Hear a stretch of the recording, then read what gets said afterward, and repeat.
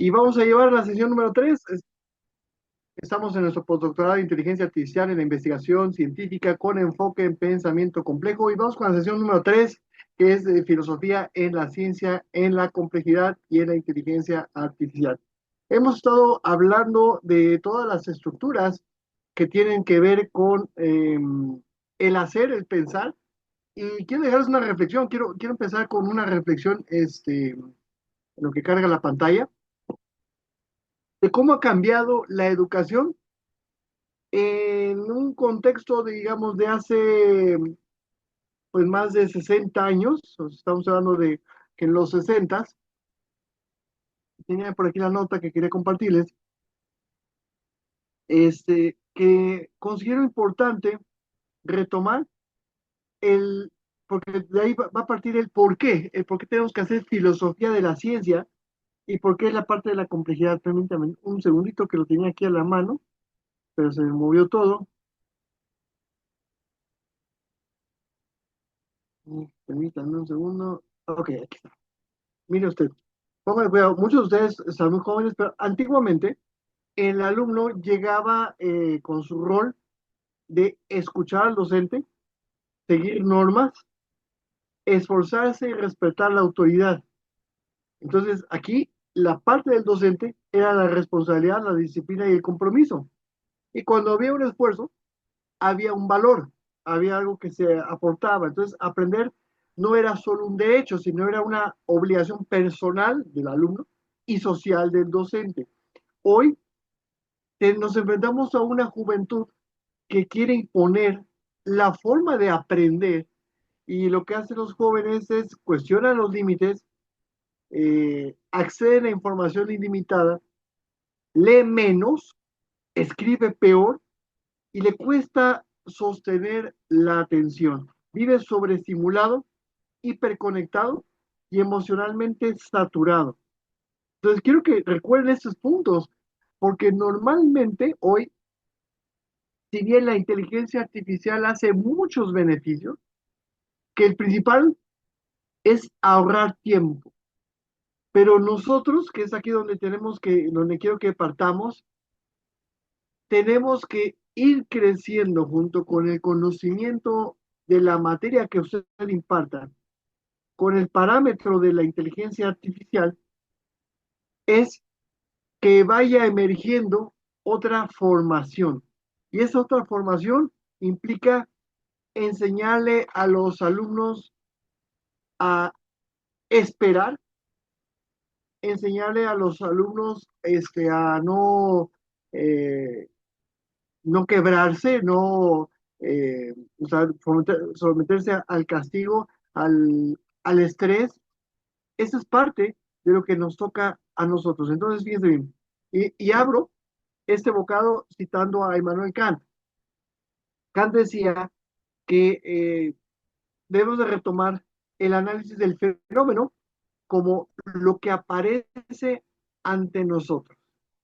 El noumeno es lo que es en sí y la realidad es dependiente de la percepción. Entonces, el reto que tenemos como docentes, jóvenes ilustres, es llevar al alumno a la realidad. Y aquí les dejo esta pregunta, no me la contesten, simplemente es, ¿qué hace usted? ¿Cómo hace usted para llevar a su alumno del mundo en el que está, en el que vive, sin ponerle etiqueta si es bueno o es malo, a lo que viene siendo la realidad? Entonces, la inteligencia artificial nos está deshumanizando. ¿Qué está haciendo usted como docente para humanizar? ¿Y qué está haciendo usted para que a la par que está creciendo el alumno en un conocimiento, cómo está usted ayudándolo a llevar la productividad? Por ejemplo, la inteligencia artificial, se le pone un prompt y los alumnos ya lo están buscando en el celular. Y hasta ahí dirías, no pasa nada, no hay ningún problema, pero ¿qué va a hacer el alumno con ese tiempo que ganó? Lo estamos enseñando a hacer tiempo con lo que ganó. Y lo que les decía, la frustración. Y bueno, les dejo ahí un dato también cultural.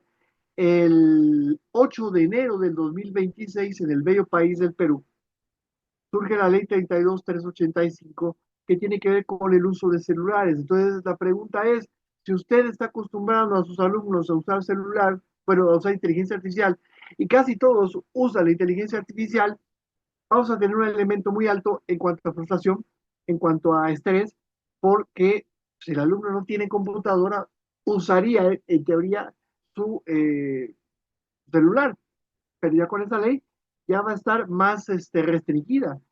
Entonces, sean bienvenidos a nuestra tercera sesión de Filosofía de la Ciencia, Complejidad e Inteligencia Artificial.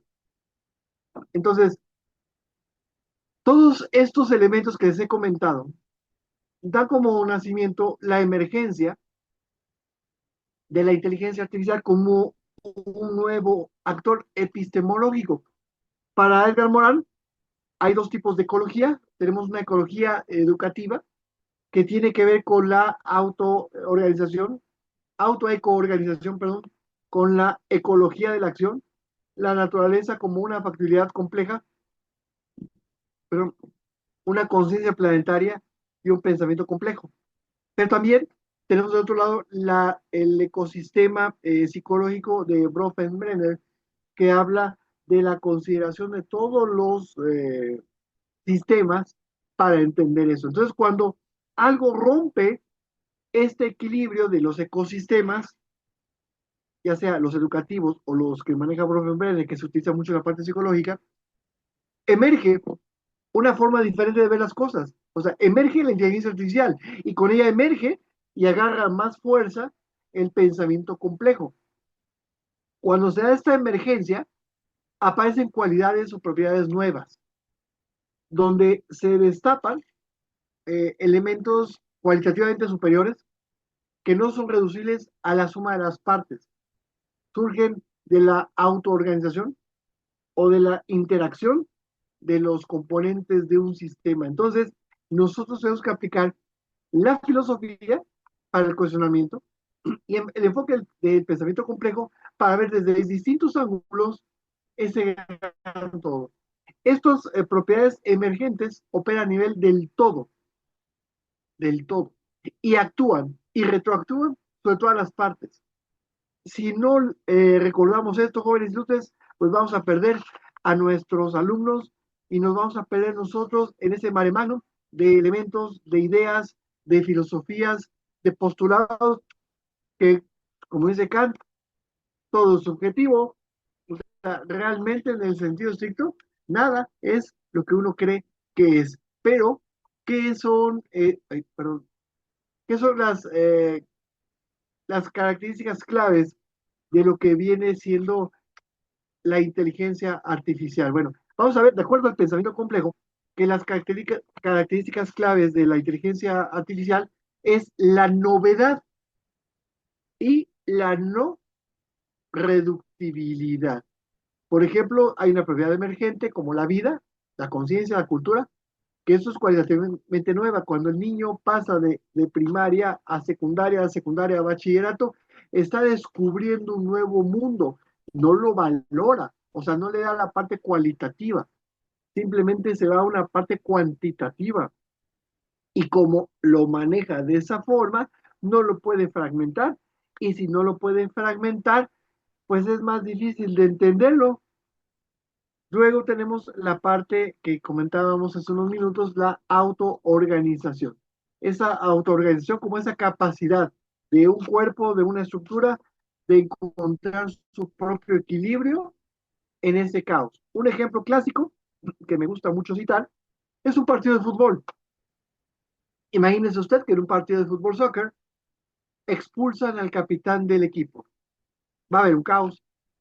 Cuando hay un caos, hay miedo, hay incertidumbre, pero surge un líder.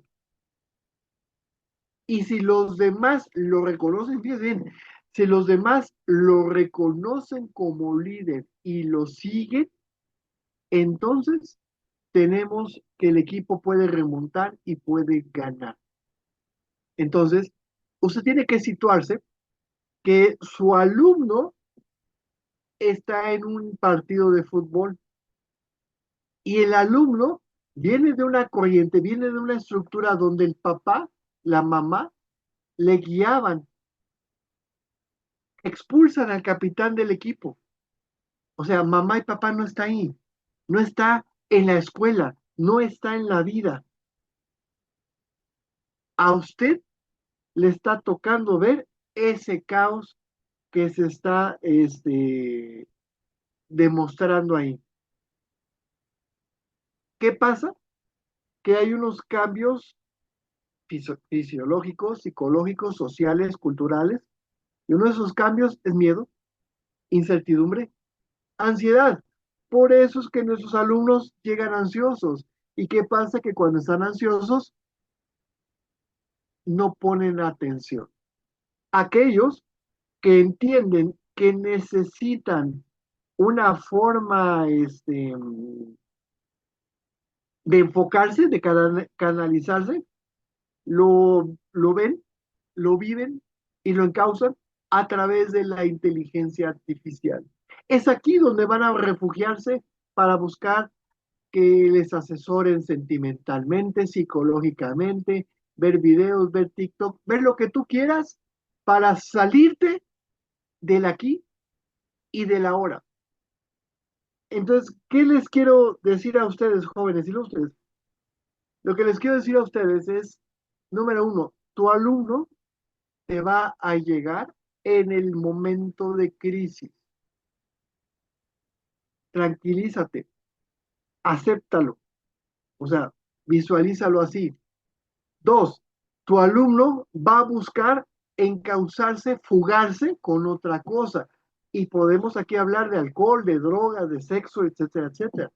Entonces, si usted no hace uso adecuado de la inteligencia artificial, porque se va a ir para allá el alumno, te guste o no te guste. Como padre, como maestro, se va a ir para allá.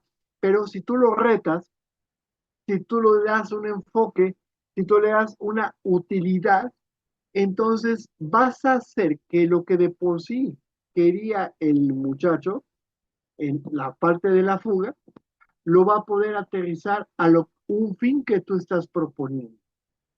Espero estarme dando a entender eso.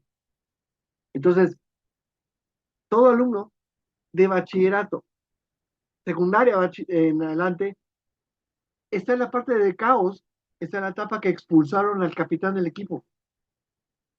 Si usted se pone a pelear con el alumno, pues híjole, va a tener usted una guerra desgastante. Entonces, por eso es que la emergencia de que surja la inteligencia artificial nos debe situar en la parte emergente, nos debe situar en la parte de todas las causas, todos los elementos que nos van a traer, todos los elementos, como es caos, incertidumbre. Y estos a su vez van a detonar en el alumno miedo, ansiedad, angustia, etcétera, etcétera. Ahora bien, les decía, expulsar al capitán del equipo, el joven no sabe qué hacer, está en un caos, está en una incertidumbre y tiene usted dos opciones, ayudarlo a guiar sus emociones y enfocarlo, como el que decía, lo que va a hacer el joven es, tiene dos caminos desde el instinto animal, huida o pelear. La huida, alcohol, drogas, alcohol, sexo, internet. Pelear, internet o inteligencia artificial. Entonces, si usted le da los constructos de autovalidación y de emoción al alumno, él va a escoger pelear y va a escoger sus armas y sus reglas. Y si usted lo orienta, va a facilitar la autoorganización. Hago una pausa y me voy a citarles un ejemplo que se da mucho en un secuestro amigdalar. El niño, cuando está hasta los 6 años de edad, es gobernado por la impulsividad. Eso hace que cuando tenga frustración llora, se bloquea y se ataca y no razona por mucho que usted le diga, a ver, tranquilízate, cálmate, no llores, lo que tú quieras, gustes y mandes. el niño lo que va a hacer es se bloquea. Lo mismo pasa en un adulto, cuando el adulto se enoja tanto que golpea al mueble, lo voltea, avienta una silla, le pega a la pared o se agarra a golpes con la persona que se le cruza en la calle. Eso es un secuestro amigdalar. Cuando hay un secuestro amigdalar, un cerebro sano en 30 o 40 minutos entra a una situación de autoorganización. ¿Por qué? Pone en marcha experiencias, pone en marcha sensaciones, emociones y sentimientos y se calma. Un cerebro sano. Pero no puede usted, no debe usted esperar que un joven menor de 21 años de edad sea capaz de autoorganizarse solito. Sí puede pasar, sí puede pasar. El detalle radica en que va a tardar más tiempo y esto va a sumir al alumno en una desesperación. Esta desesperación se va a contrastar con la forma que ahora está viviendo, que es la recompensa rápida, la recompensa gratuita. Inteligencia artificial nos está dando experiencias inmediatas, experiencias gratuitas, rápidas. Entonces, ¿qué es lo que pasa? Que le va a costar más trabajo autoorganizarse, calmarse, cambiarse y demás. Entonces, ese es el punto que quiero que vean. Entonces, eh, un organismo sano se puede autoorganizar. Pasa del caos a esa etapa de reacomodo, esa autoorganización, para hacer una sinergia. Y no olvidemos que es la relación, es parte de un todo. O sea, no podemos pensar en el alumno solo como un cerebro, sino como un constructo social, emocional y cultural. Así como las neuronas no están solo en el cerebro, esas células especializadas no están solo en el cerebro, tienen parte en muchas estructuras del cuerpo, las tenemos. Entonces, vuelvo a recurrir a la parte de la filosofía y lo enfoco en el pensamiento complejo. Si la relación es la parte de todo, o sea, todas las estructuras están relacionadas, ¿qué está haciendo usted como docente para ayudar a hacer que el alumno se sienta parte de la escuela, parte del salón? Entonces, el sistema no es la suma de la parte, sino un conjunto organizados donde están las interacciones y esas interacciones crean nuevos comportamientos. Recuerdo ser que conducta y comportamiento es la resultante entre la interacción del medio ambiente y recuerdos que generan emociones y sentimientos. Y esos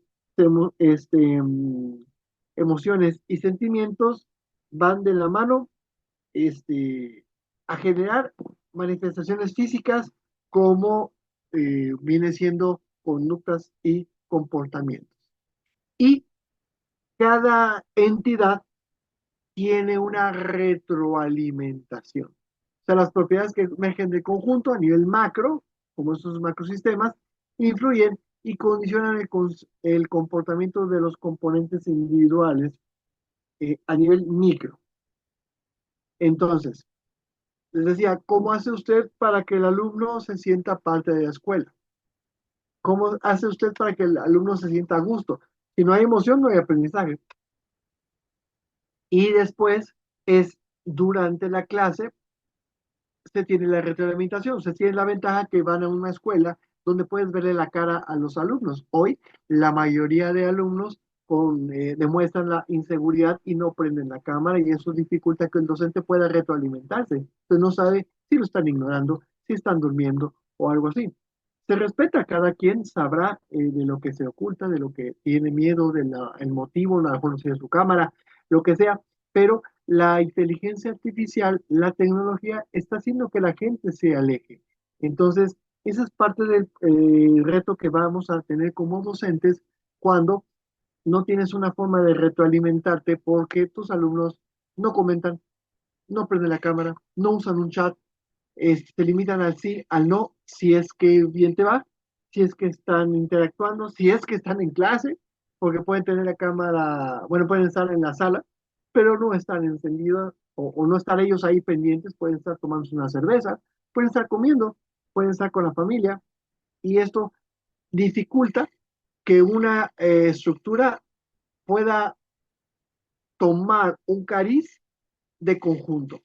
Entonces, mientras eso pase, va a ser muy difícil que el alumno se sienta parte del colegio, se sienta parte de una estructura. Y entonces su comportamiento nos va a dar lo que le llamamos un falso positivo, porque pensamos que está aprendiendo o queremos creer que está aprendiendo, queremos creer que está interesado, creemos que le interesa realmente la clase y eso pues nos hace engañarnos de que, no, sí, todos los alumnos están pendientes y porque aquí tenemos 8 personas en la sala y todos están con las pilas puestas, pero la realidad, ya los que ya tenemos algunos años de dar clases, sabemos que no es así. Entonces, esta retroalimentación, esta retroacción dificulta que esa brecha entre el docente y el discente o el aprendiente se pueda allanar. Y si no se puede allanar, le toca al alumno buscar esa autoorganización, autoecoorganización personal. O sea, no hay forma de que uno lo apoye porque no hay ese interés o no se ve, no se evidencia ese interés o esa retroalimentación. Entonces, eh, hay una diferencia con los sistemas simples que el funcionamiento es la suma de los componentes. Y cuando nosotros no consideramos la suma de componentes, nos vamos a la meta dejando de lado el camino. Ejemplo, un alumno, vamos a suponer que usted va por su hijo 7 años a la escuela, le preguntas cómo te fue, hijo, y el niño te dice, bien, papá, bien, mamá, fíjate que pasó esto, me divertí, etcétera, te dice, mira, hijo, mira, papá, hice un dibujo, y te enseña una hoja, y tú, wow, chévere, qué padre, oye, qué bonito dibujo, le estás dando más peso al dibujo. Pero si en cambio, si tú le dices, oye, qué contraste, oye, le pusiste atención a los detalles, oye, respetaste espacios, le estás dando más peso al camino que a la meta. Entonces, la inteligencia artificial nos lleva a metas, dejando de lado los caminos. Entonces, esto, cuando no está bien diferenciado, dificulta separar un sistema complejo de un sistema abierto o cerrado. Entonces, la interacción de los sistemas es la clave para generar aprendizajes y para generar creación, la parte creativa. Por ejemplo, la vida surge de una interacción química de moléculas, pero la vida en sí misma no es una molécula. La suma de moléculas lo que hacen es elevar todas las estructuras para que el pH, las condiciones atmosféricas y demás puedan alojar vida. Y con el tiempo se empiezan a descomponer algunas moléculas y dan pasos a microorganismos y se genera vida. Pero la vida no es que un agente biológico respire y tenga movimiento, sino vida en el concepto epistemológico, filosófico, viene siendo el cúmulo de experiencias, de haceres y de saberes que un órgano biológico va adquiriendo y va eh, pues siendo considerado. Entonces, no podemos hablar que la vida solamente porque surja la interacción química de moléculas va a llevar vida como tal. Pero, por ejemplo, en un salón de clases, no porque usted esté parado frente a alumnos, van a aprender. a menos que usted no estimule la conciencia. Y esa conciencia es la interacción de neuronas que generan un razonamiento, que generan una forma de percibir el entorno, el hoy, el yo soy, principalmente. Podemos tener, les decía, el juego de fútbol, que es un juego en la parte emergente, que resulta de la interacción de los jugadores, pero no es la suma de habilidades individuales.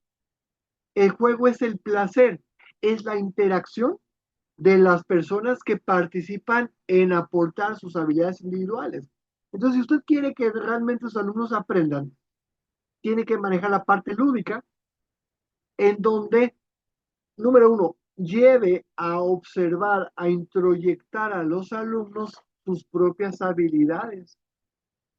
Dos, le presenta a usted el juego, las reglas. Y tres, viene el reto.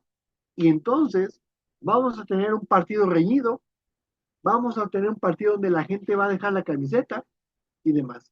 Entonces, comprender la emergencia requiere un cambio de enfoque, no mirar solo las partes, sino las relaciones y cómo éstas se organizan.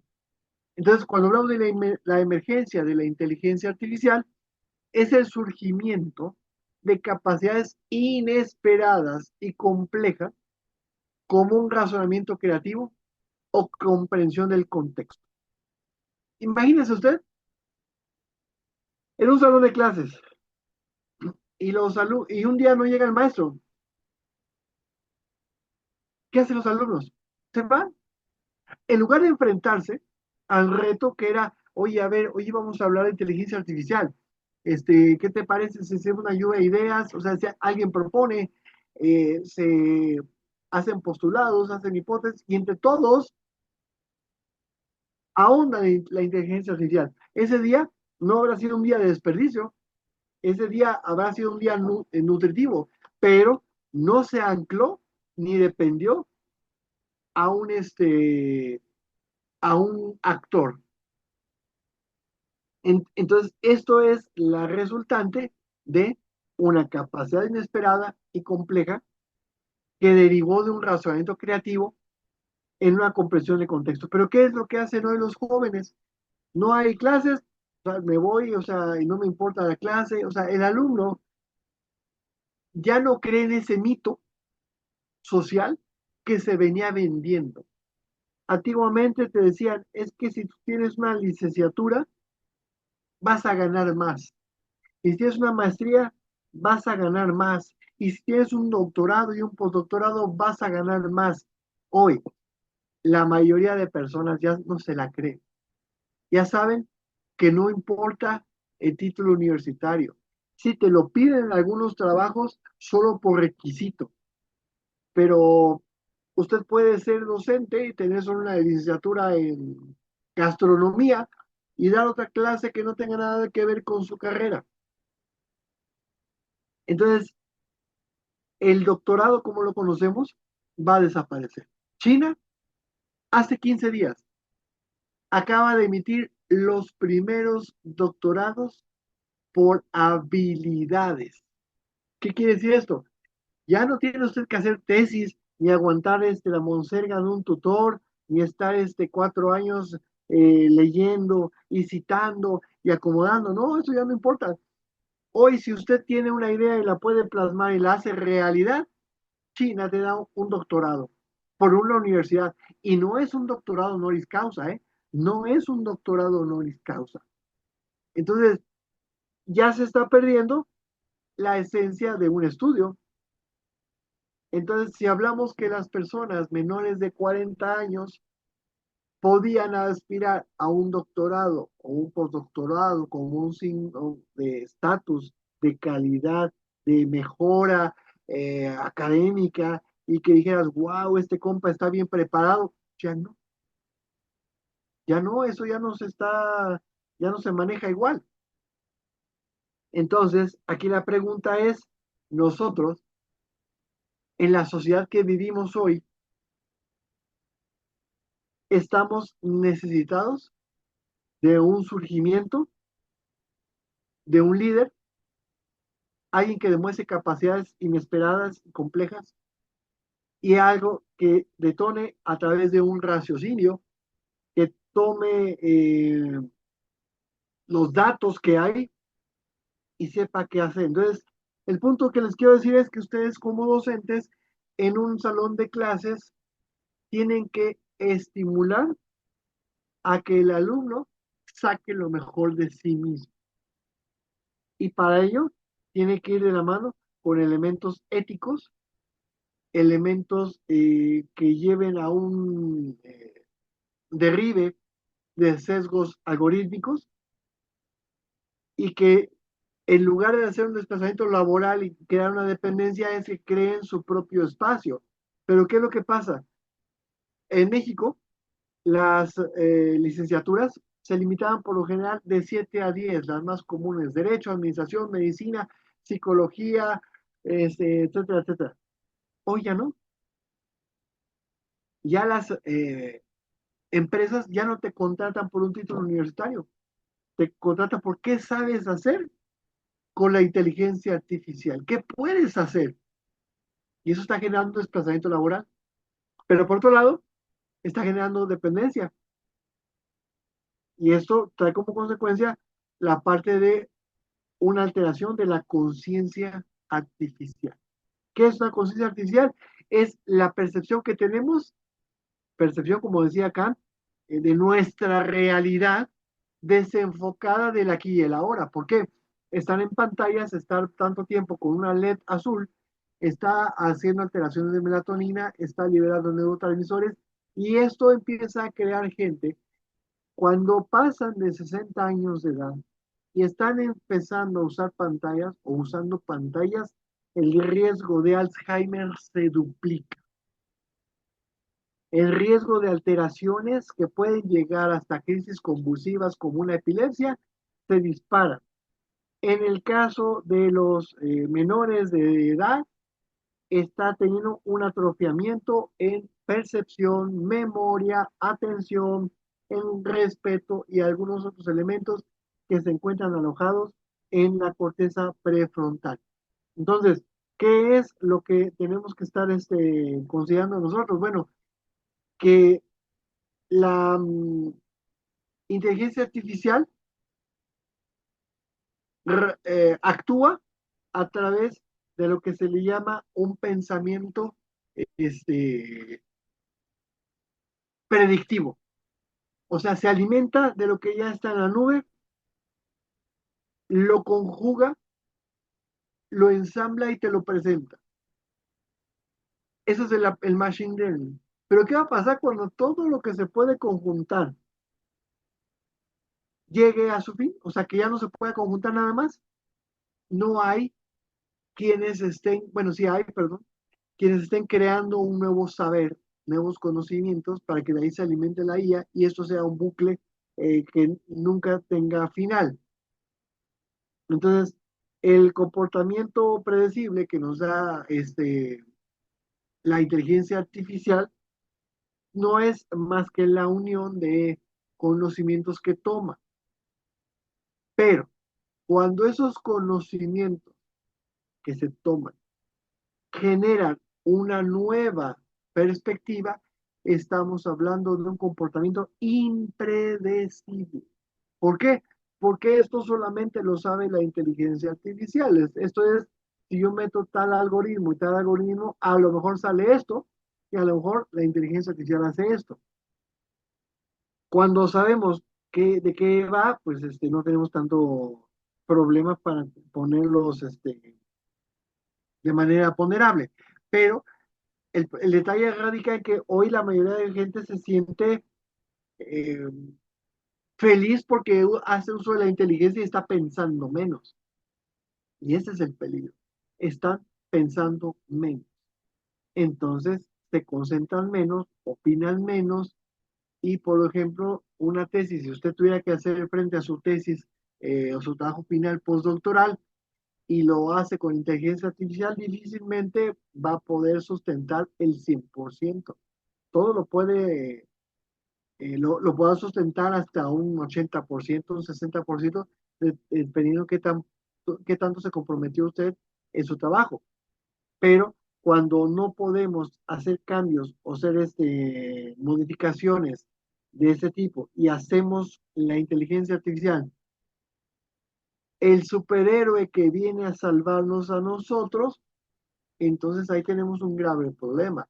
La inteligencia artificial tiene que ser un apoyo y para que podamos tener el apoyo tenemos que tener dos vertientes. Número uno, la vertiente de filosófica para cuestionar, para analizar, para preguntar el por qué. Y la vertiente número dos del pensamiento complejo, en donde los modelos de inteligencia artificial son predecibles, pero el hombre que aplica los conocimientos de la inteligencia artificial no son predecibles. Luego tenemos las capacidades emergentes a mayor profundidad y lo vemos en matemáticas cuando pasamos de primaria, secundaria, bachillerato, donde sumar y restar, ya pasamos al binomio cuadrado perfecto, a fórmulas de algoritmos, trinomios y cuatrinomios y demás, se va haciendo mayor complejidad. Y si de por sí, aquí en México, con el pretexto de la nueva escuela, están haciendo un caos con las nuevas formas de estudiar, que están limitando los saberes del hombre, ¿qué nos va a deparar en la comprensión humana? Menor creatividad, menor resolución de problemas inesperados. Entonces, nosotros como docentes tenemos que educar y preparar a los jóvenes a hacerle frente a problemas inesperados, a estimular la creatividad. ¿Por qué? Porque todo eso está impactando en la sociedad. Entonces, hay riesgos de perpetuación de sesgos históricos en los datos, hay riesgos de desplazamiento de empleos, menor privacidad. Hoy la inteligencia artificial está programada para complacerlo a usted. Y cuando lo complace a usted no le importa inventar, lo hemos mencionado una y varias veces, referencias, artículos científicos que no existieron, palabras que nunca se han dicho. Y por ejemplo, tenemos ahí una frase, unas 10 estrategias de manipulación que le atribuyen a Noam Chomsky, que nunca dijo Noam Chomsky, sino lo dijo un francés, pero como no lo conoces, pues nadie lo replica. Entonces es más fácil decir que de Chomsky para que no tengamos ningún problema, porque si yo digo que lo dijo fulanito de tal, no nos, nadie hace caso, no le interesan, pero si lo decimos, lo dijo Noam Chomsky, entonces, es que es Noam Chomsky, o sea, y ahí luego le estamos dando el poder a alguien que no lo tiene. Entonces, hay que considerar dilemas éticos y de seguridad. Hay preocupaciones sobre la seguridad cibernética, hay falta de empatía, hay la posibilidad de que la inteligencia artificial desarrolle conciencia o simule comportamientos para la manipulación, y eso lo estamos viendo con los programas de psicología. Hace allá como por 60 surgió LISA, que fue el primer programa que se manejó con un fin psicológico que a través de algoritmos daba respuestas enfocadas a lo que tú querías escuchar.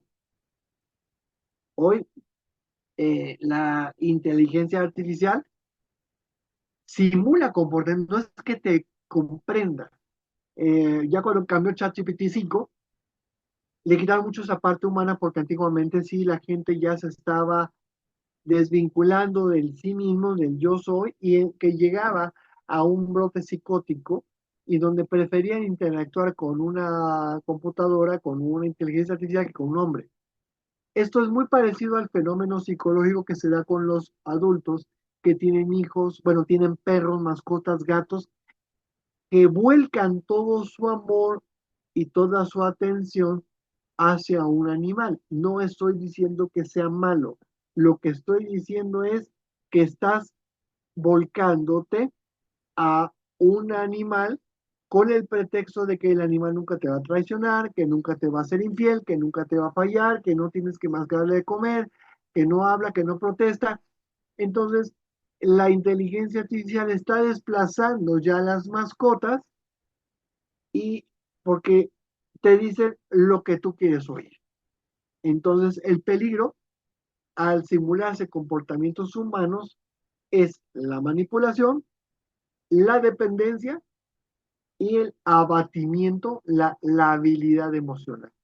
Entonces, sí, puede ayudar para emergencias la inteligencia artificial, como la gestión de recursos, como en emergencias, bomberos, Cruz Roja y demás, en donde podemos nosotros tener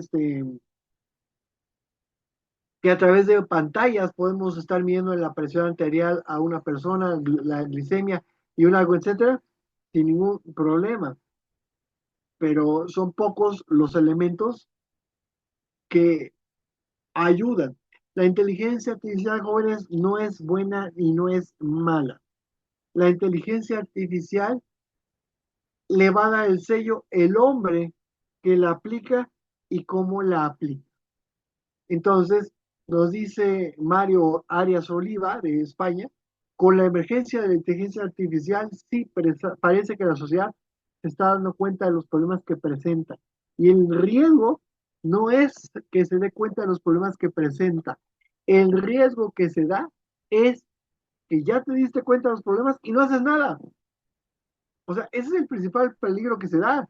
Es que nos estamos dando cuenta de problemas que a veces no veíamos o no queríamos ver y ahora lo que estamos haciendo es simplemente decir, sí, existe. Y, y entonces aquí ya estamos cayendo en problemas de acción moral. Aquí entra la parte ética y aquí entra la parte moral.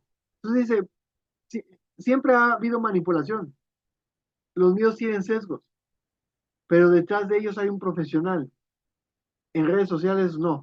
Por ejemplo, China ya te pide que si usted es TikToker, si usted es influencer, tienes que tener estudios de lo que estás hablando aquí en México, ¿no? Aquí en México cualquier chamaco, y no me malinterpreten, no estoy menospreciando a alguien por joven, es simplemente un chamaco que me habla de psicosis. Por ejemplo, ahorita que está de moda los tierras, todo el mundo habla de tierras, y no son psicólogos, jamás han atendido a una persona. ¿Cómo te atreves a hablar de medicina o hablar de psicología si jamás has atendido a una persona? Entonces, ves chavos de 25 años de edad que están hablando de que, ay, es que esto está bien, es que esto está mal. Espérame, ¿tú quién eres para hablar de qué está bien y qué está mal? O sea, ese es el punto, ¿quién eres tú? Entonces, en redes sociales, aquí en México, no está siendo gobernado por un profesional.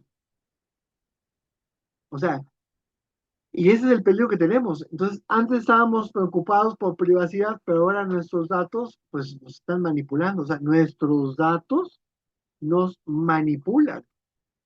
Y tenemos ahí el ejemplo de Trump, eh, que se da una polarización provocada por las redes sociales con algoritmos que manipulan emocionalmente. La gente empieza a seguir lo que te dice, por ejemplo, cuando estaba Twitter, hoy X, te decía, es que ese persona tiene tantos followers o un tweet tenía tantos retweets, la gente se iba a decantada por la cantidad de retweets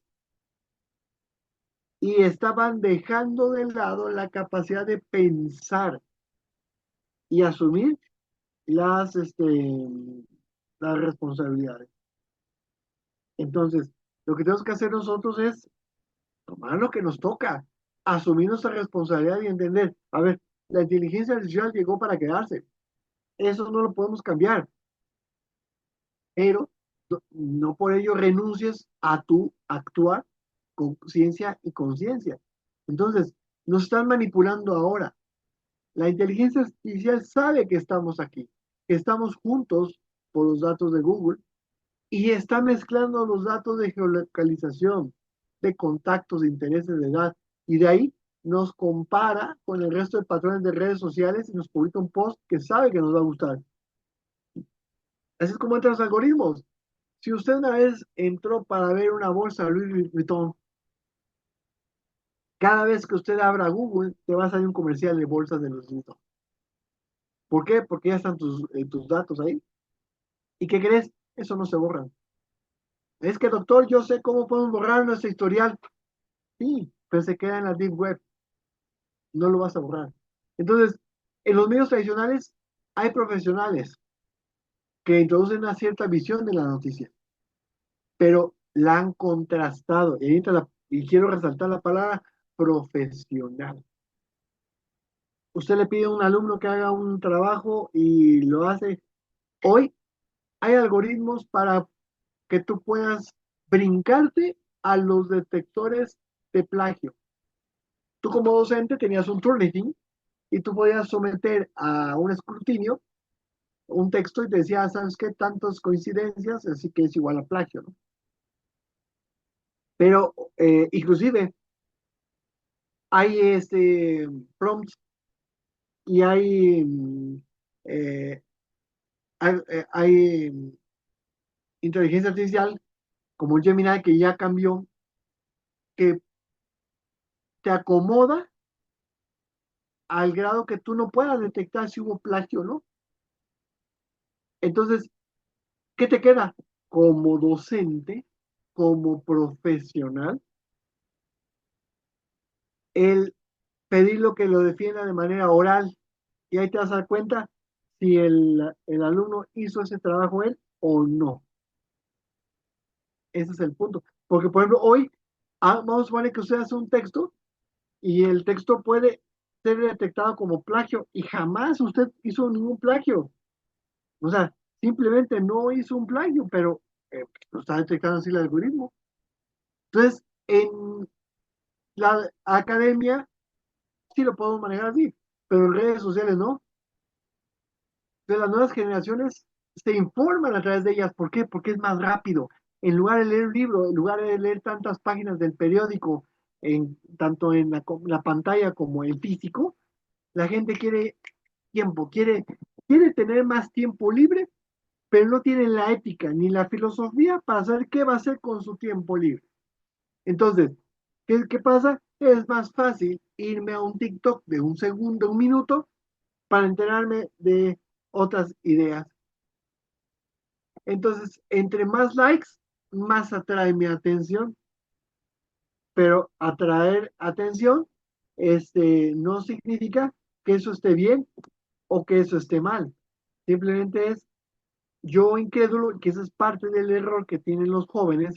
25 años de edad, la corteza prefrontal alcanza la madurez en el hombre, 21 años en las mujeres.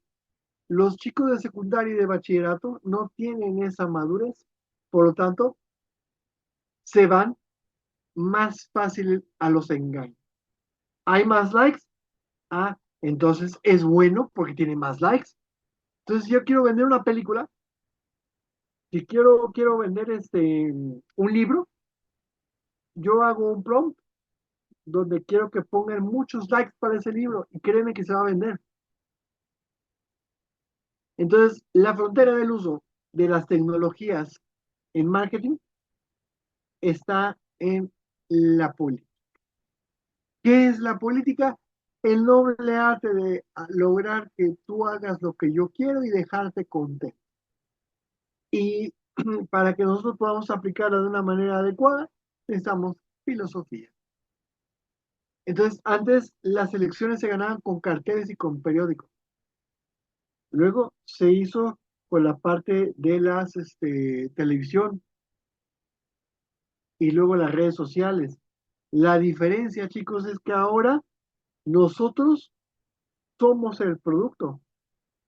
Antes, ¿no? Antes era la televisión nos decía, compra tal cosa, tal jabón. Ahora usted es el producto. O sea, así de sencillo.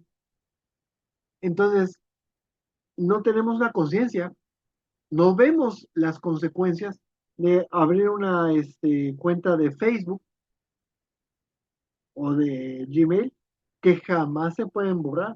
Lo que les decía, tú ya eres el producto. Entonces, las nuevas generaciones no piensan que hacen algo malo.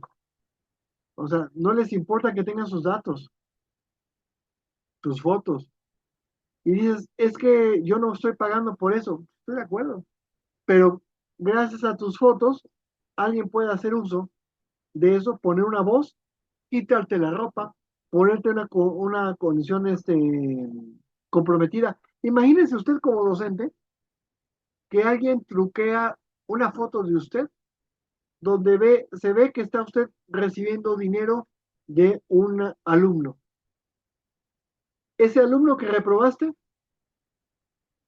puede presentar un audio que tomó de un video tuyo, de una conferencia, de Facebook, de YouTube, y lo modifica al grado de que se acomoden las palabras, de que sí, dame tanto dinero, y entonces te exento, te paso. ¿Está usted preparado para un pleito legal así? ¿Para defenderse? Entonces vea usted el peligro de las fotos, de los audios, porque todos estos datos se están haciendo para sesgarte y para manipular. Entonces, la inteligencia artificial ha emergido no solo como una herramienta técnica, sino como un actor epistemológico. O sea, es un agente capaz de participar en la producción, validación y transformación del conocimiento. Entonces, la pregunta es, ¿qué está usted haciendo? Solo para identificarlo. No te estoy diciendo que hagas algo, no te estoy diciendo que sea malo, no te estoy diciendo que es del diablo, no, a ver, yo lo que te estoy diciendo es que veas cómo la inteligencia artificial tiene otra forma de existir. Y repito, no es bueno, pero tampoco es malo, porque lo que le va a dar ese peso, ese apellido, es quien lo opere, quien opere a la inteligencia artificial. Lo que yo quiero que usted se acuerde y que tome en consideración es que la inteligencia artificial no es un observador pasivo, jamás. O sea, si usted piensa que tiene bajo control todo y demás, no, no, no, no, no, para nada. O sea, no es un observador pasivo, se mueve y se mueve más rápido que usted. Por eso es que tenemos que ser capaces de entenderlo y aplicar un pensamiento complejo, filosófico, para entenderlo.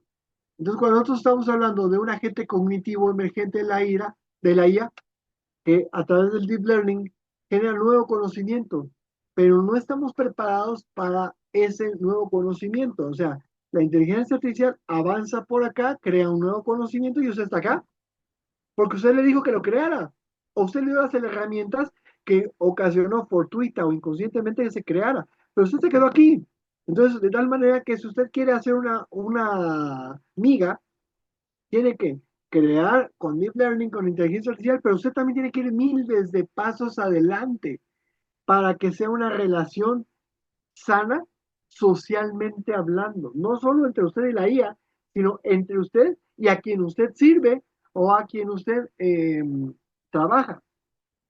Y esto nos lleva a la dialéctica del amo y esclavo de Heidegger, donde todos somos esclavos de alguien. La diferencia está que usted escoja, no es lo mismo ser esclavo de la universidad en la cual usted trabaja a ser esclavo de una inteligencia artificial. ¿Por qué? Porque la inteligencia artificial no te va a dar de comer, pero la universidad sí te va a dar de comer. Entonces, ¿que puedes utilizar la inteligencia artificial para comer? Sí, pero ¿quién paga? ¿Te va a pagar? A menos que hagas fraudes, te va a pagar la universidad. Entonces, cuando hablamos de la dialéctica del amo y esclavo, escoja usted a quién quiere servirle. Entonces, esto nos pone en un nuevo régimen de verdad. Se postula que la inteligencia artificial está haciendo un nuevo régimen donde enunciados de verdad se dan de manera automatizada. ¿Qué crees? No es cierto. Hoy ya no todo es verdad. Hoy ya no todo es verdad. O sea, hoy podemos ver, por ejemplo, ustedes se acordarán de las Torres Gemelas, allá en el 2001, 19 de septiembre. Hoy se ha visto que jamás fue un avión el que se estrelló contra las Torres Gemelas. Fue una explosión de adentro y fue un holograma que evidenció un supuesto avión. No ha habido entrevistas al respecto de, sí, partió el avión porque se crearon bitácoras de salida de la torre de control de Nueva York, pero nos está dando el Blue Beam falsos positivos. Por ejemplo, hoy podemos ver, imagínense usted que de repente las noticias te dicen que los marcianos llegaron ya y nos están invadiendo. ¿Cómo saber si es verdad? ¿Cómo saber si es mentira? ¿Cómo saber si es un video hecho con inteligencia artificial? Hoy hay videos donde el Papa lo ponen bailando salsa con este señor Bad Bunny. O sea, entonces ese régimen de verdad nos obliga a saber realmente qué es la verdad.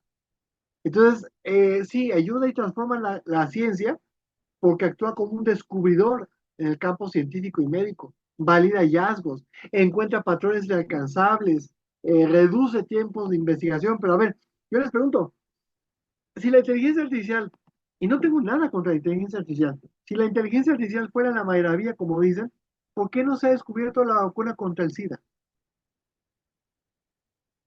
contra el cáncer? ¿Por qué? ¿Por qué?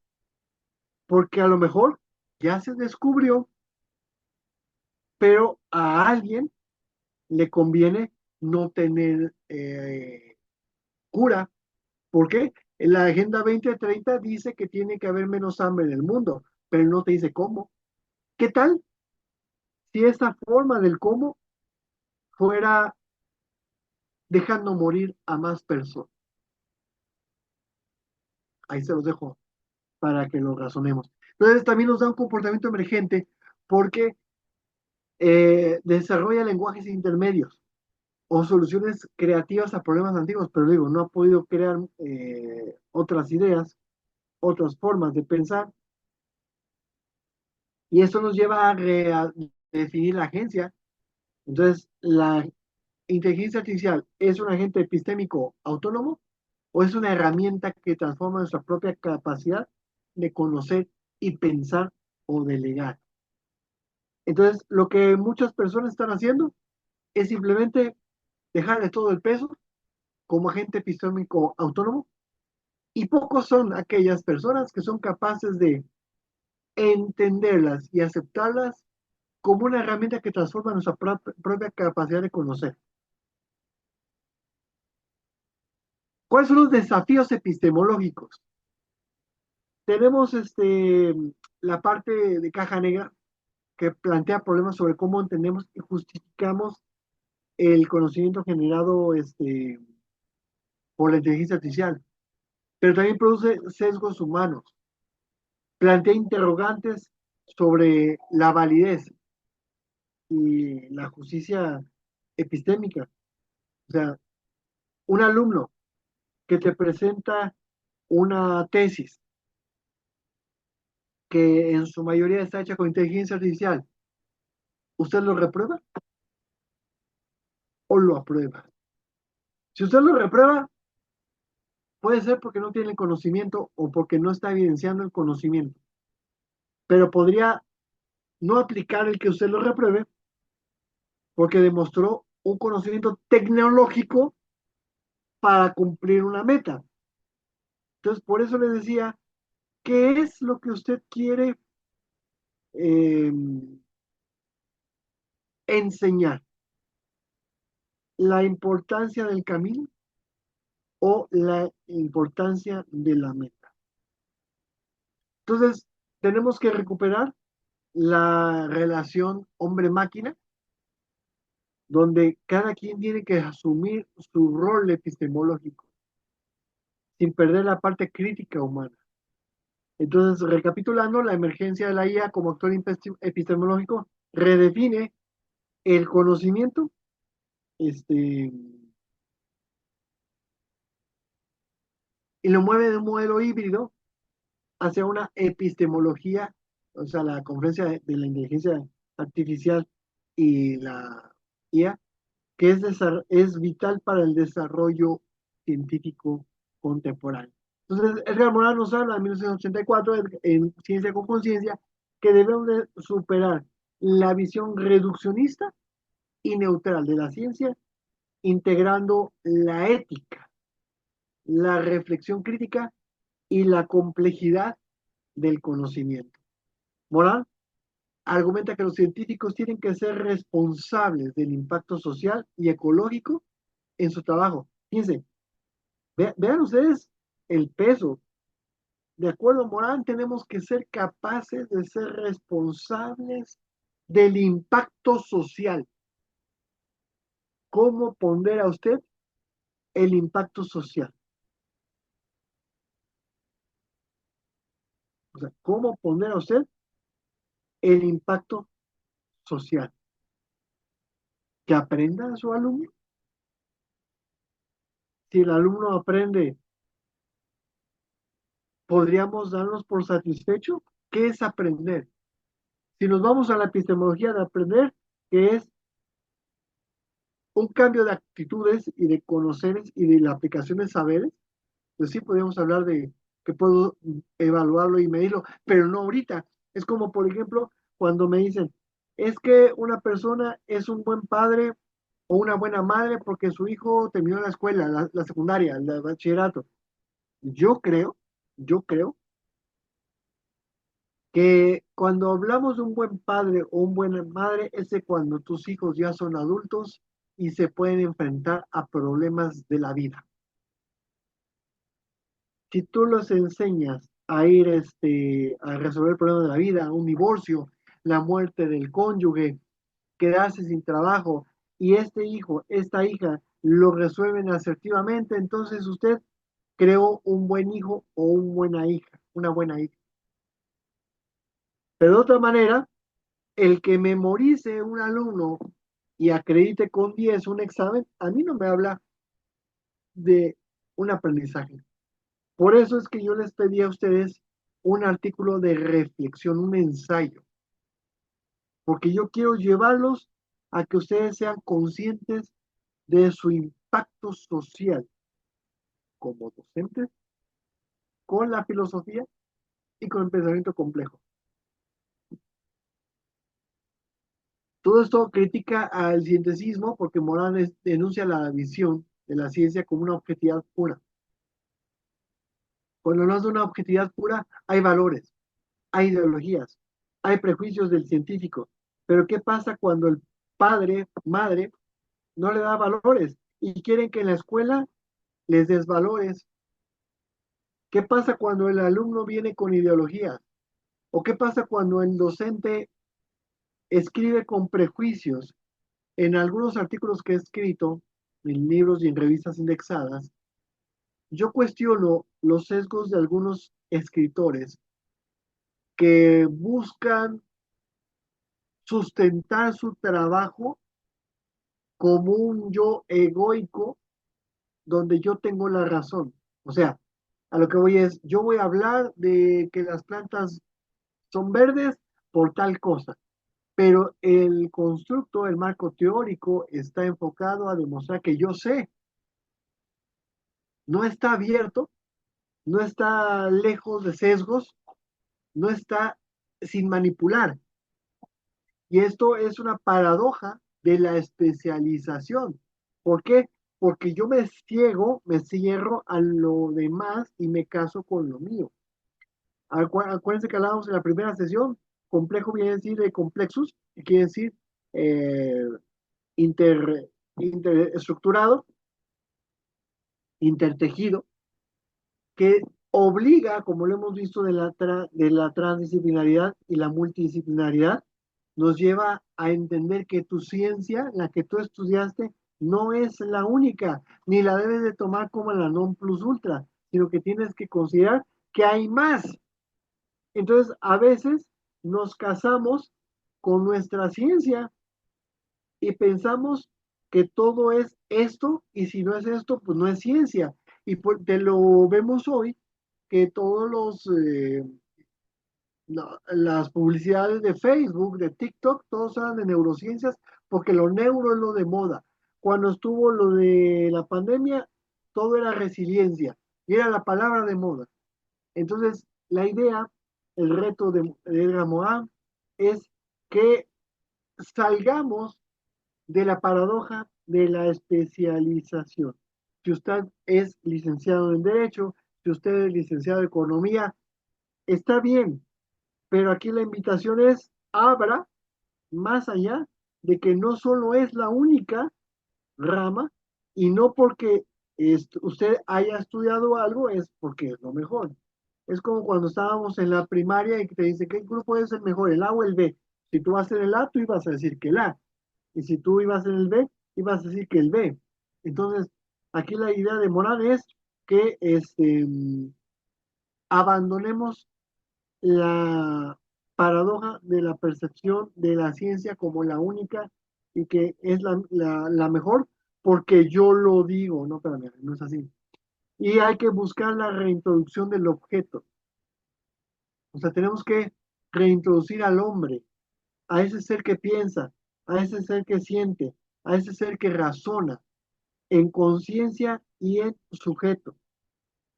Entonces, y eso evita la deshumanización, lo que les decía. Nos estamos deshumanizando cada vez más y hay que utilizar ética y responsabilidad.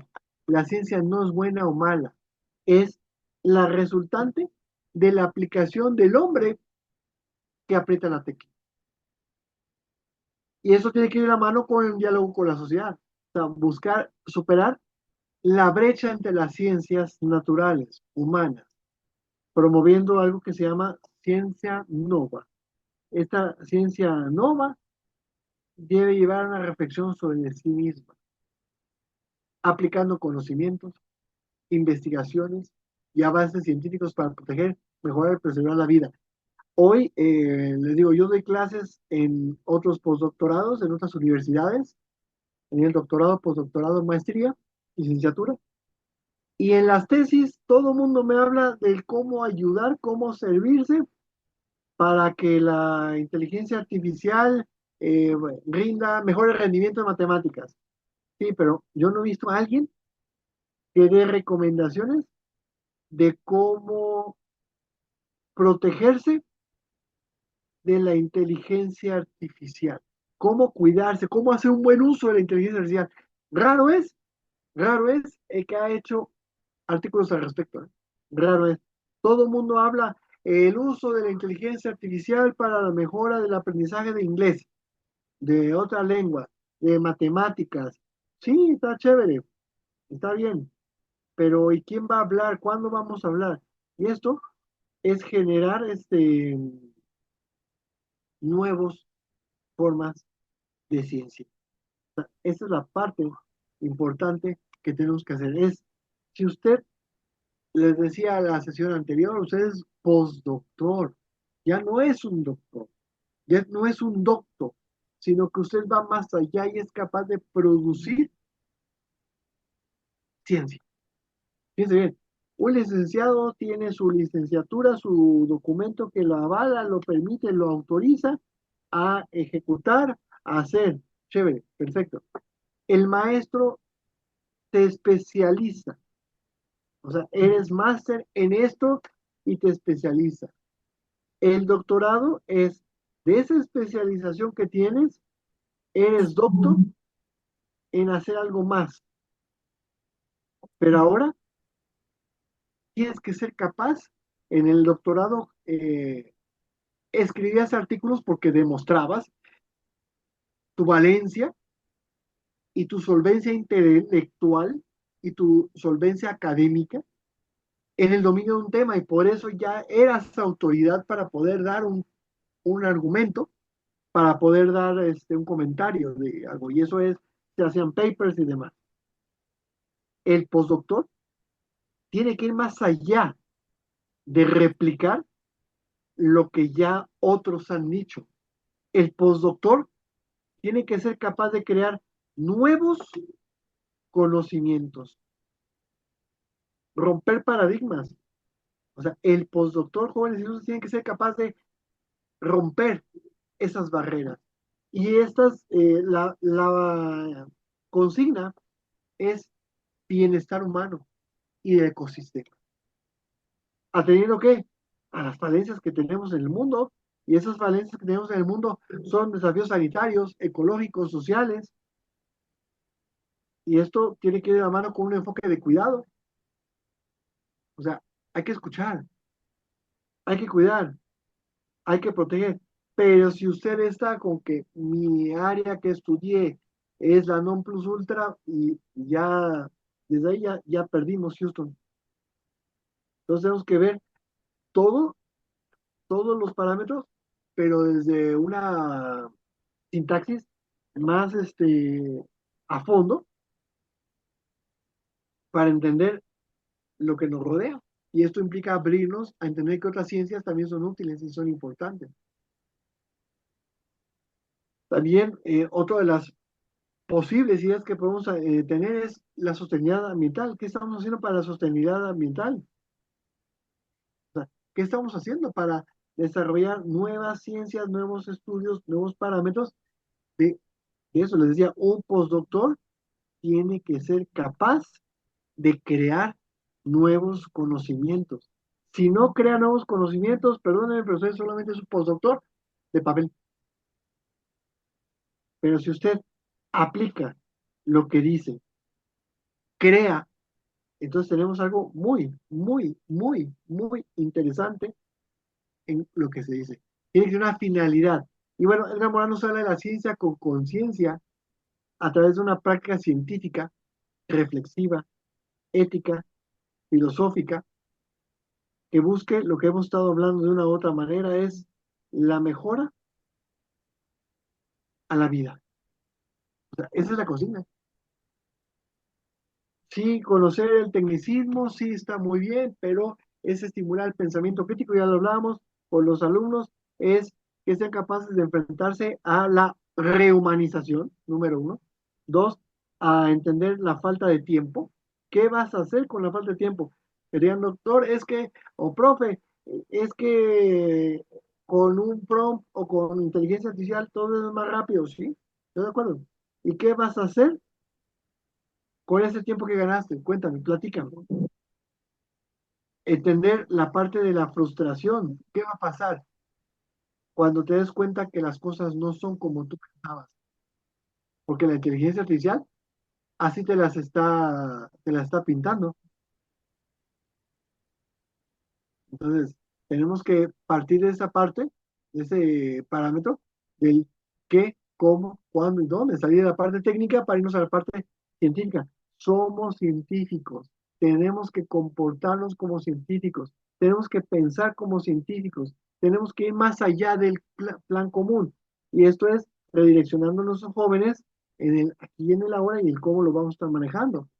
Entonces, ya vimos que Edgar Morin en su libro nos habla de la ciencia, tiene que ser neutral de partida, pero estar nutrida con valores humanos para que pueda crearse algo nuevo.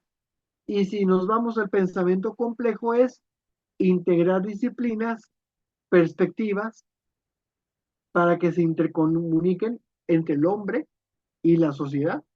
Acuérdense lo que les decía cuando hablamos de Immanuel Kant, es el traer al joven, a los jóvenes, a la realidad, pero no es a tu realidad.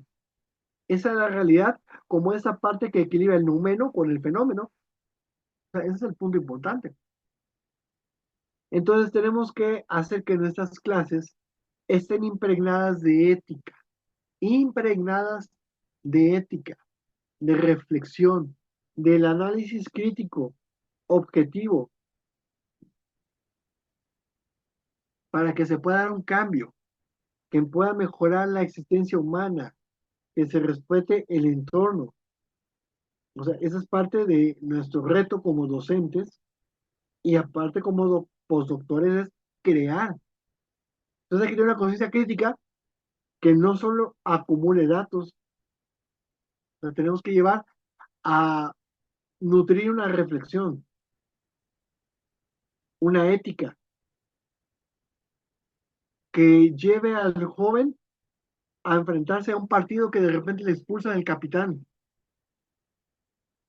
O sea, eso es lo que tenemos que ser capaces de hacer, que el joven sea capaz de expulsar al capitán, no importa, yo tomo la batuta y vámonos, adelante.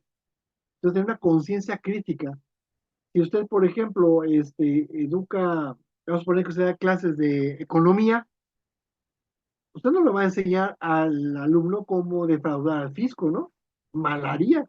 Usted lo que tiene que hacer es enseñar a ser honesto, a, a entender que el cliente está poniendo en tus manos su vida, sus valores. Entonces, con esta reflexión ética, eres humano, atendiendo humanos, y entonces sí, te puede servir de la inteligencia artificial sin descuidar este parámetro. Entonces, hacer ciencia con conciencia, jóvenes ilustres, implica ir más allá de la simple aplicación técnica del método científico.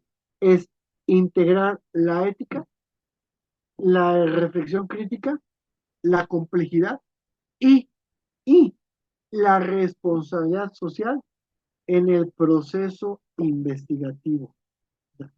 Fíjense, qué paquetote tenemos, la responsabilidad social. Entonces, un investigador puede aplicar este enfoque a través de qué, número uno, adoptar el pensamiento complejo, reconocer la interdependencia, entendiendo que los fenómenos no están aislados, sino están conectados con su entorno natural, social, humano, y eso es lo que Edgar Morales llama antropocosmología. Entonces, superamos la hiperespecialización, o sea, evitar el fragmentar el conocimiento de tal manera que se pierda la visión de conjunto. Por eso es que la complejidad es incluir varias ciencias y entenderlas y servirte de ellas. Entonces, Morán propone unir conceptos de sistemas y de organización que la ciencia convencional disocia. Y la integración de disciplinas, fomentando el diálogo entre estas ciencias. Número dos, integrar la ética y la responsabilidad social, o sea, asumiendo la responsabilidad sobre las consecuencias de la investigación. Normalmente uno investiga para decir, esto es bueno, esto es malo, sí, pero ¿y en qué momento tocamos las consecuencias que voy a ocasionar con mi texto? O sea, ¿en qué momento? Entonces, con esto vamos a ayudar a entender al lector que lo que queremos es levantar una alerta, llevar eh, a la atención, pero entendiendo que esto no es una amenaza de la sociedad. Entonces hay que evitar el dogma de la ciencia pura. O sea, la ciencia no está libre de ideología. Y que el investigador tiene que tener una postura ética y una ética en el progreso. Esa ética en el progreso debe llevar la confiabilidad y el apoyo a la sociedad, garantizando la transparencia. Eh, Número tres, reconocer los límites del conocimiento. O sea, la ciencia no ofrece verdades absolutas. Lo que hoy es verdad, mañana es mentira. Y lo que era mentira, hoy ya es otra verdad. Entonces, tenemos que entender que hay un entorno de incertidumbre y de error. Y tenemos que perder el miedo a navegar en lo impredecible, convivir con la duda, trabajar con lo improbable. Entonces, en lugar de eliminar la incertidumbre, o sea, atrevernos a navegar en aguas profundas. La gente solo se mueve en su ambiente, en su entorno, porque es lo que conocen, es lo que dominan y es ahí donde se sienten seguros. Pero ser postdoctor implica ver más allá de equivocarse. Haga usted un paper, una investigación. Sí, te van a crucificar, sí, pero si aprendes, si tienes miedo, cómprate un perro y quédate en casa. A ver, como postdoctores tenemos que ser creadores de cosas nuevas, de cosas diferentes, y te digo, que nos digan, doctor, perdóneme, pero está usted equivocado, porque yo hice lo que usted hizo, esa es la parte de la ciencia, la replicabilidad, y está usted equivocado. No salió como se dice, perfecto, o sea, qué chévere, porque así es como aprendemos todos.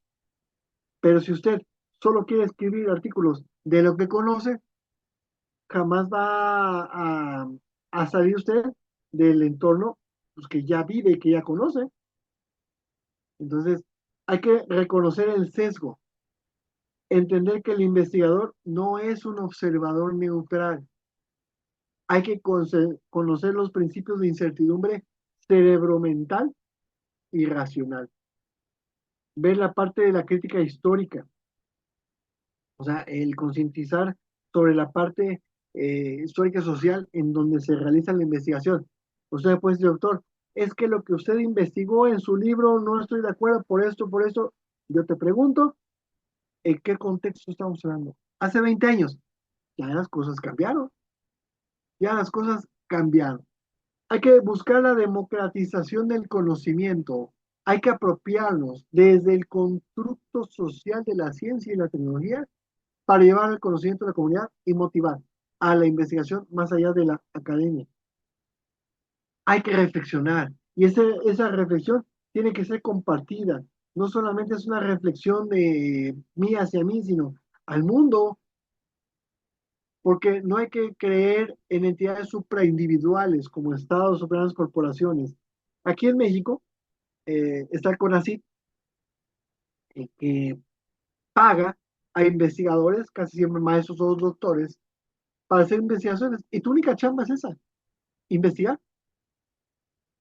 O sea, estás libre en la universidad que tú quieras, puedes hacer la investigación en tu casa o hay laboratorios para que tú hagas pruebas y prácticas. Y eso está chévere. El problema radica en cuando esas empresas te están pagando, esas instituciones te están pagando, te obligas y te obligan a producir no sé cuántos artículos al año. Y entonces la gente ya empieza a escribir de lo que menos interesa con tal de cumplir. Entonces ya estás vendido a grandes corporaciones por este punto. Entonces, en resumen, hacer la ciencia con conciencia es un llamado a un pensamiento más completo que nos obliga a reconocer el error, identificar la incertidumbre, la responsabilidad ética del investigador ante la humanidad y el código. Entonces, hablando de la ciencia al servicio de la vida, un investigador puede hacer ciencia al servicio de la vida, pero es buscar la mejora de la vida, buscar la protección del medio ambiente, promover la sustentabilidad con principios éticos y una visión humanista. Entonces, con esos constructos, pregúntese, ¿cómo está dando clases usted? En esos parámetros de cómo está usted dando clases, está haciendo personas que mejoren, o sea, le estás dando herramientas a tus alumnos para que mejoren la calidad de la vida, le estás dando herramientas éticas, como el ejemplo, por ejemplo, le estás dando una visión humanista, porque si tú le estás diciendo a la gente, es que no tomes, tomar es malo, etcétera, etcétera, y tú llegas con tus alcoholes encima, está siendo incongruente, ¿sí? O sea, está siendo incongruente.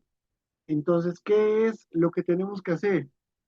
Poner estos puntos, estos elementos al servicio de la humanidad, trascender, buscar el apoyo y demás. ¿A través de qué? Principios éticos y de bioética. Acuérdense, el bienestar humano. eh, Tenemos que considerar el planeta, la respuesta, la justicia. No hagas, diría Ulpiano, lo que no quieras que te hagan. O sea, eh, la ciencia tiene que cuidar la vida, no solo estudiarla. Y tienes que tener la dignidad humana por sobre todas las cosas. Ponerle a nuestros alumnos desafíos reales, donde la investigación científica los ayude a llevar el aquí, el ahora, con problemas reales, con detalles reales. No tiene caso que tú digas, bueno, puedes hacer esto. No, a ver, espérame, eso no es real. O tienes que decir a la gente con hechos reales. En medicina, por ejemplo, había varios cursos que nos daban imagínate que tienes un monitor electrocardiográfico. No, a ver, no te lo imagines, ¿lo tienes o no lo tienes? Y si no tienes, soluciones, o sea, ese es el punto. Y hay que involucrar a todo el mundo en participar en las investigaciones. Y esta investigación tiene que ser responsable, que sea segura, que fomente la soberanía científica. Pero no es que usted lleve su verdad, diría Niurka. No es que tú demuestres que sí sabes y que tú estabas bien y que todo el mundo estaba mal, no. Se trata de que usted lleve a la gente a entender que la ciencia es la ciencia y que todo tiene que estar sustentado. Ahí no se vale con que me dijeron, me parece, no, espérame. Aquí no hay de esto. Y tiene que haber una transversalidad de la sostenibilidad, o sea, la ética ambiental en un ambiente ambiental con investigaciones que tienen que ver con el impacto ambiental. Entonces, ese es el punto importante. Entonces, un investigador este, combina la excelencia académica con la conciencia social, el compromiso ético y la pasión. ¿Cuántos de ustedes le inyectan pasión a sus alumnos? Ya vimos que la emoción fomenta y potencializa aprendizajes. Entonces, si nosotros logramos que la gente se emocione, va a querer aprender. Entonces tenemos aquí el conocimiento científico que parte de nuevos conocimientos, aplicaciones, de nuevos problemas, o sea, nos obliga a ver y a voltear a ver a la sociedad, entendemos la comunidad científica, somos parte de tal, comunicamos resultados, se analizan y no tenga usted miedo a que te los tumben, porque esto es lo que da el crecimiento y así aprendemos. Entonces el principio de complejidad de Moral es un enfoque cognitivo que busca entender el todo, entender la realidad, pero no es mi realidad, sino la realidad. Entonces, es un todo interconectado, dinámico, no lineal, que supera la fragmentación del conocimiento tradicional. Entonces, tenemos que entender que todas las ciencias jóvenes están, eh, existen y se interactúan. Y esto es la parte de la autoorganización del sistema. Entonces, tenemos que fomentar la interconexión. Ya vimos que todos están conectados y tiene que haber un principio dialógico que permite que todos actúen en, a su mejor albedrío y muchos se van a reacomodar y puede que algunos hagan sinergia y otros hagan choque, pero ese es el orden del desorden y el orden al caos. Entonces, eso va a dar paso a la autoorganización, en donde todos los cuerpos van a poderse autoorganizar y de esta manera van a crecer. Y esto nos tiene que llevar a la aceptación de la incertidumbre. Entonces, el enfoque acepta que no todo se puede predecir. Tenemos que entender que las cosas pueden dar paso a algo diferente. Entonces, dentro de esos principios clave es el romper el paradigma, pero primero tendrías que haberlo aceptado. Y esos paradigmas tienen que irte a llevar a la parte de la ciencia con la sociedad, con la naturaleza, con la cultura, y esto plasmarlo en la educación moderna. Cuando hablamos de los tipos de complejidad, tenemos dos áreas, la algorítmica computacional basada en recursos y la estructural dinámica basada en sistemas. Estos van a su vez a tipos principales como el temporal, espacial o estructural y el dinámico. Entonces, podemos o debemos nosotros abrazar algunos de estos para poder entender nuestro mundo de una manera viable. Cuando hablamos de complejidad según el origen, podemos tener la que obedece a los componentes y a las relaciones del sistema. Podemos hablar de la complejidad residual, en donde no se gestionó, pero es el producto, es la resultante de algo. O provocada, cuando son factores ajenos a los fines del sistema. Entonces tenemos elementos que influyen como la teoría de caos, modelos de autoorganización, fractales, algoritmos genéticos, autómatas celulares, modelos de cooperación o redes que nos van a llevar a una gran apertura, como la vemos aquí en esta tabla, que nos va a llevar a tres elementos, principios vitales: la dialógica, la recursiva y el principio hologramático que ya hemos estado hablando, ¿no? Entonces, el aprendizaje que busco que se obtenga es social, educativo y empresarial en esas perspectivas. Entonces, tenemos que la complejidad va a ayudarnos a considerar y a desarrollar. Pero el primer paso es considerar para que después podamos desarrollar. Y entendiendo que la complejidad nos va a hacer ver los sistemas como causales de varios efectos como influencia, interacción, multicausalidad, realimentación, colaboración o emergencia. Entonces, la información de los sistemas complejos puede ser distribuida en donde no está en un solo punto, sino está en varios, y cada elemento tiene que tener acceso a la información.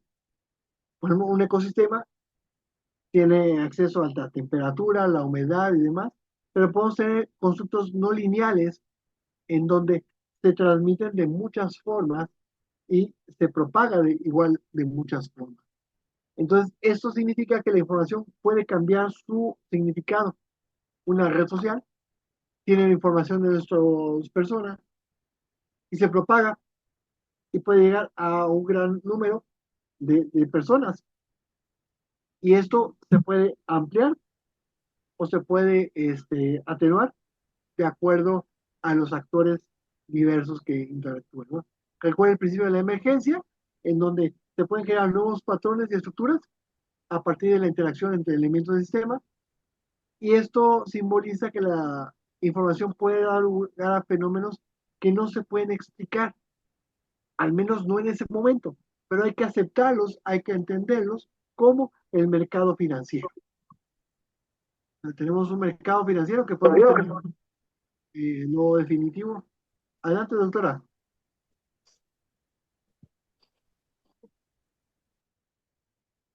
Okay. Entonces, el principio de transdisciplinaridad nos habla que los límites científicos tradicionales más allá de los límites científicos. Entonces, ¿qué hay que hacer? Marcos nuevos de referencia, tomando los que existen, pero abriéndolos a nuevos marcos que no existan, pero que tengan en un enfoque en la parte de la ciencia, el medio ambiente, y que estén regidos por la ética.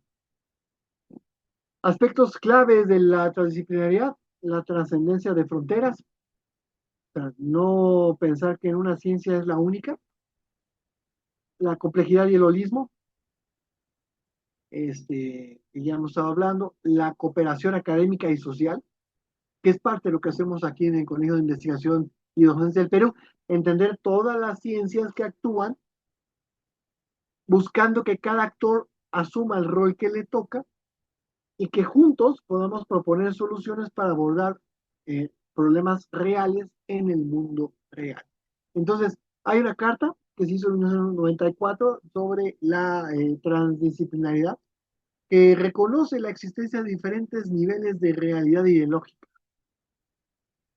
Y la idea es resolver problemas a través de qué? Aplicación, aplicación. Pero el punto que tenemos que pensar, jóvenes, es lo que existe no es el todo y no es lo único. Y que tenemos que buscar dar soluciones principalmente. Entonces, la transdisciplinariedad no rechaza disciplinas, sino las utiliza para hacer flechas de un mismo arco. Y eso logra un conocimiento más completo y más dialogante. El principio de emergencia moral, ya hemos hablado, postula nuevos fenómenos o fenómenos complejos que brincan de la nada y obedecen a una manera holística de ver el todo que supera el reduccionismo.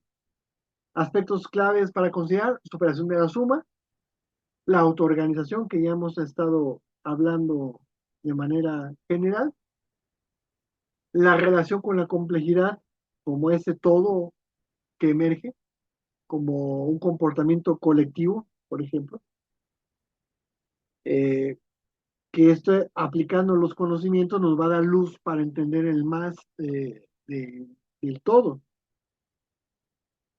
Entonces, el principio de recursividad de Morán es un bucle generativo que obedece a causa y efecto y busca involucrar a los individuos en la sociedad, donde cada individuo asuma el rol. Pero, ¿qué hacemos en la universidad? Le decimos al alumno lo que tiene que hacer, y se lo decimos. Nosotros decimos, el abogado tiene que hacer esto, el contador tiene que hacer esto, pero como hombres, como personas, ¿qué les decimos? Entonces tenemos aquí que hay un principio no lineal que es impredecible, va parte de la cuestión de la emergencia. Entonces la recursividad organizacional es un simple feedback que ya hemos estado hablando. Entonces el principio hologramático es, acuérdense, la parte está en todo y en todo está la parte. No podemos y no debemos desdeñar las cosas de una manera general hasta no entenderlas. Cada parte tiene información o características de todo, como el ADN en una célula o un individuo reflejando las normas de su cultura. Este principio hologramático supera al reduccionismo, facilita la interconexión y lo aplicamos a través de principios como el de recursivo y el biológico para evitar concepciones simplificadoras de la realidad. Y nos valora desde el parámetro de que no hay que fraccionar la realidad, sino percibir la unidad en la multiplicidad y la multiplicidad en la unidad. Y esto va de la mano con un principio de incertidumbre creativa, en donde Moral argumenta que hay que navegar en un océano de incertidumbre a través de archipiélagos de certeza. Por mi parte, jóvenes ilustres, no sé si alguien tenga alguna duda, comentario, queja, sugerencia.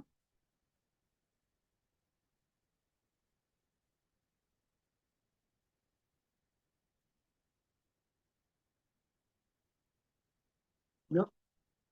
¿Todo claro? Adelante, doctor Mirko, lo escucho, lo saludo y lo escucho con gusto. Muchas gracias, doctor. Eh, Atento a sus clases, definitivamente lo que ha mencionado el día de hoy. Creo que nos pone más en contexto en el trabajo que tenemos que presentar. Definitivamente, eh, algo que valorar es lo que usted señalaba, ¿no? El tema del apasionamiento, por ejemplo, ¿no? Yo le cuento un poco la experiencia. Yo estoy a cargo de la cátedra de Derecho Ambiental y parte de lo que nosotros iniciamos en la primera semana es explicarles a los alumnos las diversas corrientes filosóficas en materia ambiental que existen, ¿no? Y dentro de ellos justamente está pues la hermenéutica ambiental, el ecofeminismo, la mayordómica feminista ambiental, la ecología radical, y eso hace que un poco el alumno pues vuele, ¿no? Vuele la cabeza porque dice, eso está fuera de lo que es derecho ambiental, yo vengo acá a que me expliques de norma, pero ayuda a cambiar un poco el contexto, ¿no? Y todo eso permite que el alumno, luego de revisar tanto el material como la información que busca, se da cuenta que lo que va a estudiar no solo es norma, sino lo que usted señalaba, cómo aportar a la sociedad desde las políticas públicas, desde las normas, a veces con el tema de la ingeniería, ¿no? Y un poco en la sensibilización. El curso siempre lo terminamos, yo les pido que ellos y lo voy a poner en el artículo, justamente yo les pido que ellos eh, me adjunten una fotografía con lo que nosotros llamamos la filosofía del curso, que es mis hermanos los animales y mis primas las plantas. Y yo les pido que me coloquen una foto con el animalito con el que mejor se llevan, se identifiquen, que tienen en casa, y también con el tema de las plantas, el bosque, y justamente ellos lo hacen como parte de la sensibilización. Y eso, doctor. No, pues lo felicito, doctor, se me hace una excelente dinámica, de verdad, porque lo estás llevando a los alumnos a la compenetración y a la parte emocional. Y acuérdense, la emoción fija un conocimiento. Lo felicito, doctor Mico. Gracias. ¿Alguien más, jóvenes ilustres, que quiera dar alguna opinión? Doctor Fernández, lo saludo con gusto. Muy buenas noches, doctor. Muy buenas noches, compañeros.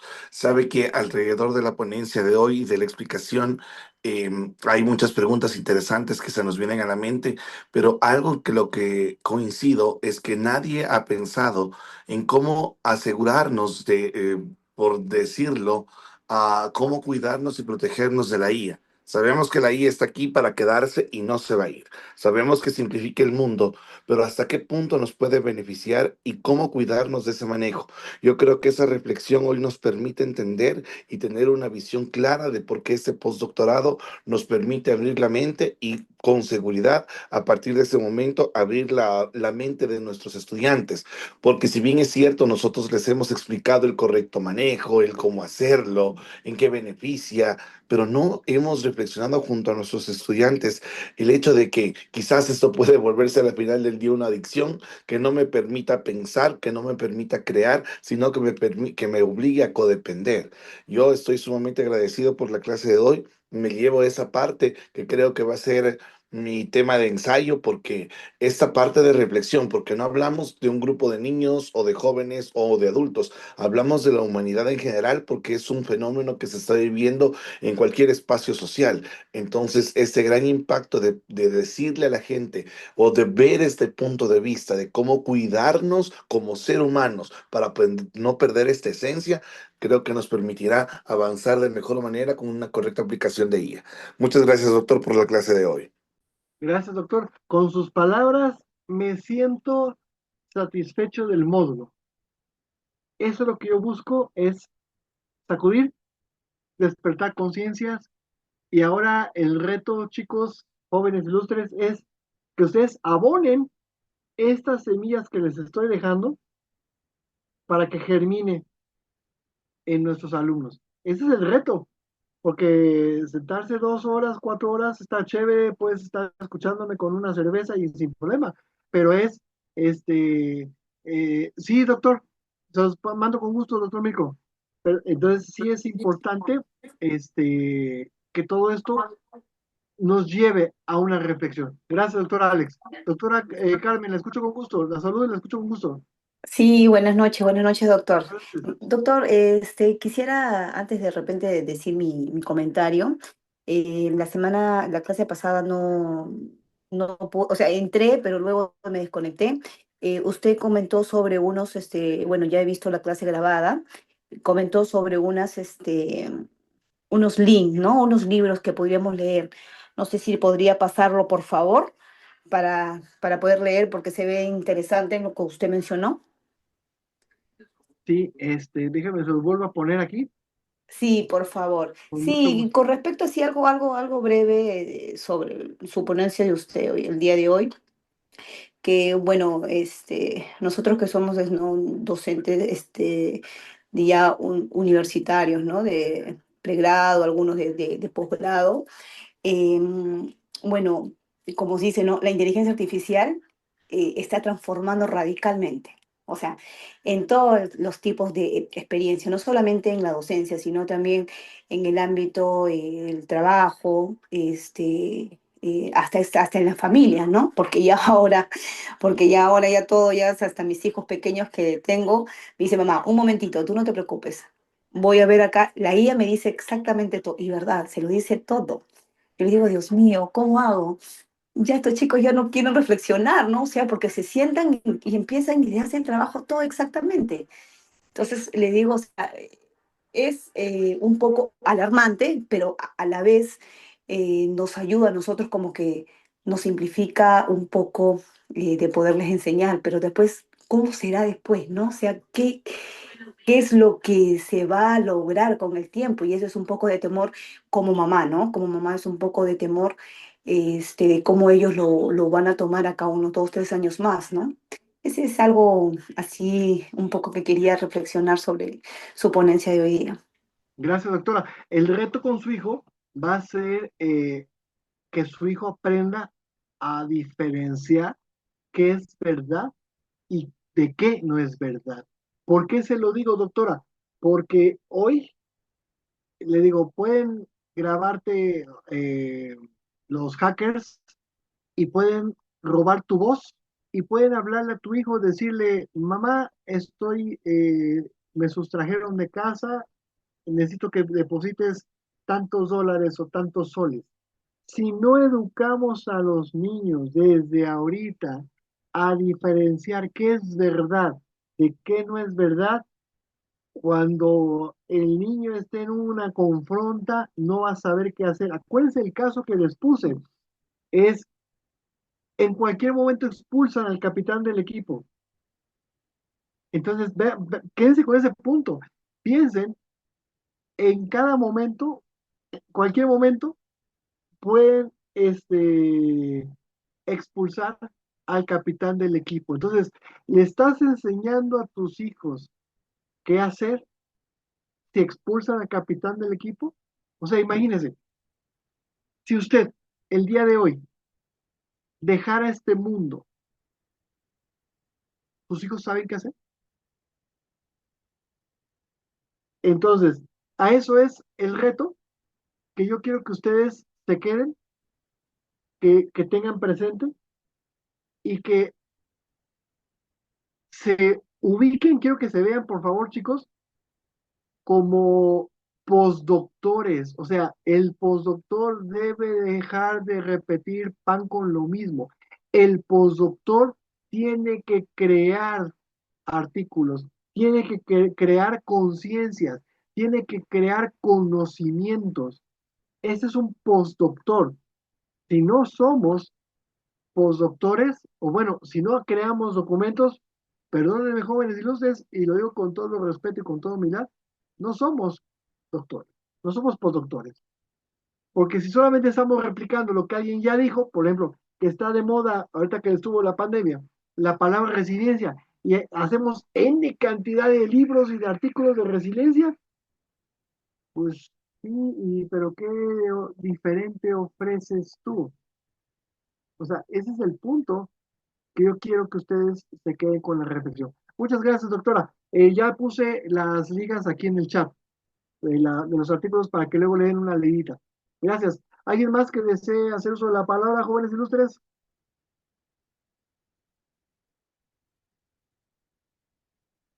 ¿No? Bueno, pues en virtud de la hora que es y de la edad que tenéis, agradezco a la señorita Liz del Colegio de Investigaciones de Docencia del Perú y a todos ustedes por estar aquí. Compañeros, denme unos minutos y en breve, hoy me comprometo antes de que acabe la noche, estoy subiendo las presentaciones, pensé que ya las tenían. Mil disculpas, me disculpo del caso, pero hoy, ahorita, lo voy a hacer.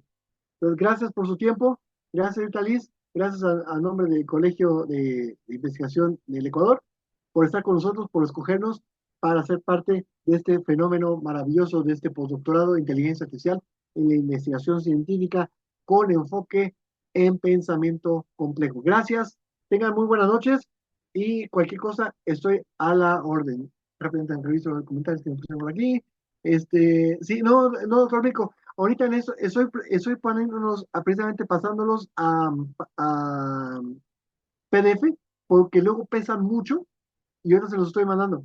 Ahorita en estos mismos momentos estoy. Gracias, chicos. Gracias, ahorita Liz. Y nos vemos en 8 días para la última sesión de nuestro módulo 1, Filosofía de la Ciencia, Complejidad e Inteligencia Artificial. Pasen bonitas noches, buen descanso. Gracias, doctor. Buenas noches.